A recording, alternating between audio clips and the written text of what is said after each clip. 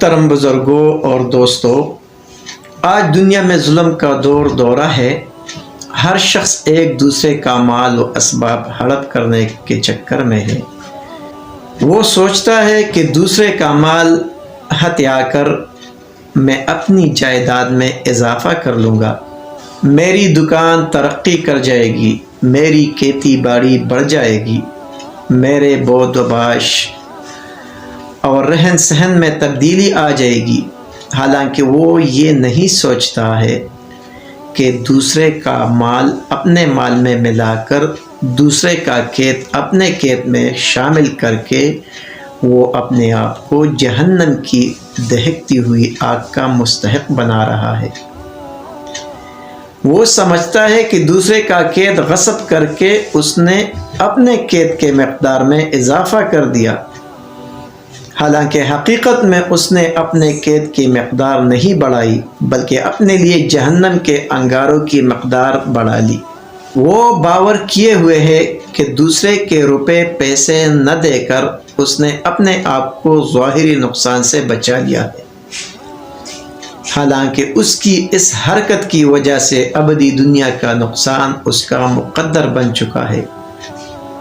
وہ سوچتا ہے کہ دوسرے پر ظلم و زیادتی کر کے میں اپنے جاں و چشم اور اقتدار میں اضافہ کر رہا ہوں، اپنا معیار زندگی بلند سے بلند تر کر رہا ہوں، حالانکہ اس کے یہ افعال دوزخ کے شعلوں کا لباس پہنا رہے ہیں۔ آج کا یہ انسان کس قدر نادان ہے! جن چیزوں کو وہ اپنے فائدہ کا سودا سمجھتا ہے وہ سراسر گھاٹے کا سودا ہے، مگر اسے سمجھ میں نہیں آتا۔ اسے دوسروں پر ظلم و زیادتی کرتے ہوئے لطف آتا ہے۔ وہ دوسروں کا مال ہڑپ کر کے خوش ہوتا ہے۔ وہ دوسرے کی جائیداد غصب کر کے اپنی عقل مندی کی داد حاصل کرنا چاہتا ہے، اور بھول جاتا ہے کہ اس کی یہ حرکتیں کتنی خطرناک ہیں اور کتنا خوفناک ہے وہ راستہ جس پر وہ چل رہا ہے۔ آج کا انسان عدالتوں کا سہارا لے کر، مقدمات لڑ کر، جھوٹی سچی گواہیاں دلوا کر، رشوت کی تیلیاں کھول کر دوسروں کی جائیداد کو اپنی بنا لیتا ہے، دوسروں کے حقوق پر ڈاکے ڈالتا ہے، اور یہ سمجھتا ہے کہ دنیائی قانون کی روح سے وہ چیز میری ہو گئی تو خدائی قانون میں بھی میری ہو گئی۔ حالانکہ یہ اس کی بھول ہے۔ قیامت تک وہ چیز اس کی نہیں ہو سکتی، اسے اس چیز سے فائدہ اٹھانے کا حق نہیں ہے۔ وہ اس کے ذریعے جو کچھ حاصل کر رہا ہے سب حرام ہے۔ وہ جہنم کا ایک ٹکڑا ہے جو اس نے جھوٹی گواہیاں دلوا کر اور رشوت دے کر حاصل کر لیا۔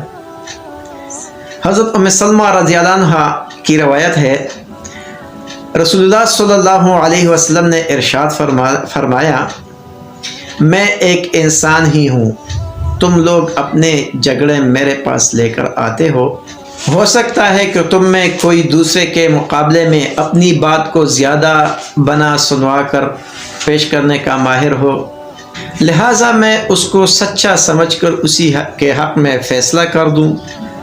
پس سن لو، جس کے لیے میں اس کے بھائی کے حق سے فیصلہ کر دوں تو وہ اسے ہرگز نہ لے، کیونکہ وہ جہنم کا ایک ٹکڑا ہے جو میں اسے کاٹ کر دے رہا ہوں۔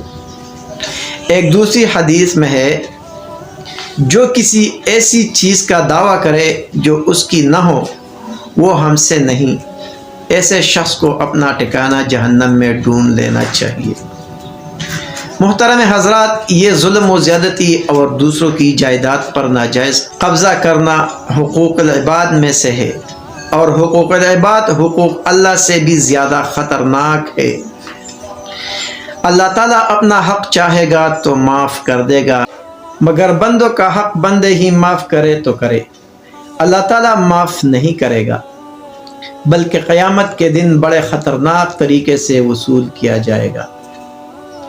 حضرت ابو ہریرہ رضی اللہ عنہ فرماتے ہیں کہ رسول اللہ صلی اللہ علیہ وسلم نے ارشاد فرمایا، جس شخص نے اپنے بھائی کی کوئی چیز ظلماً لے لی ہو یا اس سے تعرض کیا ہو تو چاہیے کہ وہ دنیا ہی میں معافی تلافی کرا لے، قبل اس کے کہ وہ دن آ جائے جس دن درہم و دینار نہ ہوں گے۔ اگر عمل صالح ہوگا تو اس سے اس کے ظلم کے مقدار لے لیا جائے گا، اور اگر نیکیاں نہ ہوگی تو مظلوم کے گناہ ظالم کے اوپر لا دیے جائیں گے۔ بھائیو، آج موقع ہے، ہم کو چاہیے کہ اس موقع کو غنیمت جانے، ہم سے حقوق العباد میں جو کوتاہیاں ہوئی ہے ان کی یہی معافی تلافی کر لے۔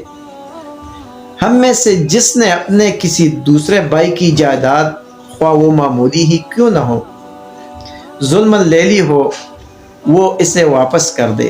اگر وہ بھائی زندہ نہ ہو تو اس کے ورثاء کو دے دے، اگر بالفرض وارث بھی نہ ہو تو اسے صدقہ کر دے، لیکن بہرحال اسے اپنے پاس نہ رکھے، اور اللہ سے صدق دل سے اپنی اس غلطی کی معافی مانگے۔ اللہ غفور الرحیم ہے، امید ہے کہ معاف کر دے گا۔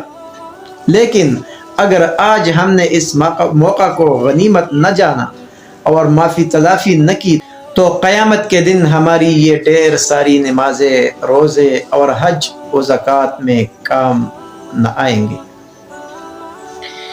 ہم خواہ وہاں نیکیوں کے انبار لے کر جائے مگر ان سے ہماری خلاصی ہوگی۔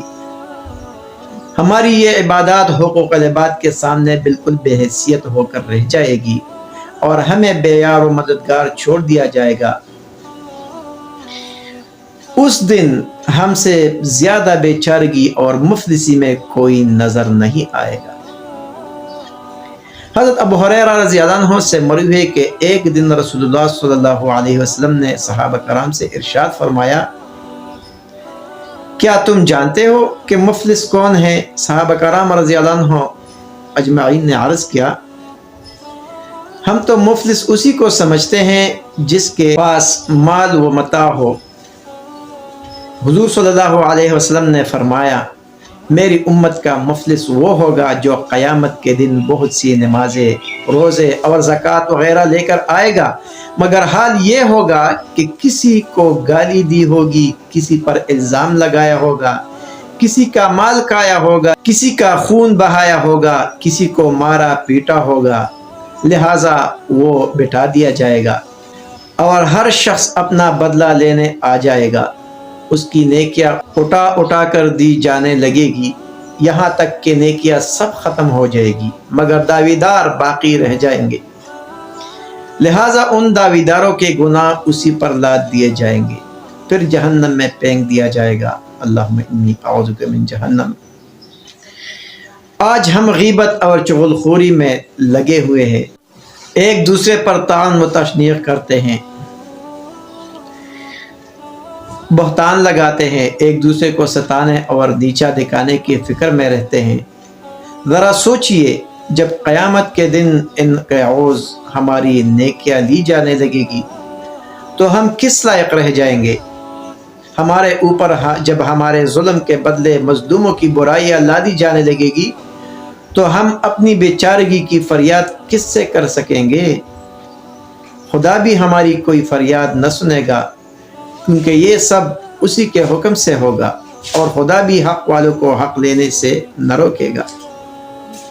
ان اللہ لا یمنع ذا حق حقہ۔ سچ بات تو یہ ہے کہ اگر وہاں بھی مظلوموں کو اپنا حق نہیں ملے گا تو کہاں ملے گا؟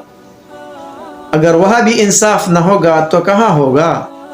اس لیے حدیث شریف میں ہے، قیامت کے دن حقوق حقداروں تک ضرور بات ضرور پہنچ جائیں گے، یہاں تک کہ بے سینگ والی بکری کے لیے سینگ والی بکری سے بدلہ لیا جائے گا، یعنی جانوروں تک میں مظلوموں کی دادرسی ہوگی اور حقداروں کو ظالموں سے حقوق دلایا جائے گا۔ پھر بلا انسان اشرف المخلوقات ہو کر اور بڑی ذمہ داریوں کا اہل ہو کر اس قانون سے مستثنی کیسے ہو سکتا ہے؟ اس کی گرفت تو سب سے پہلے ہوگی۔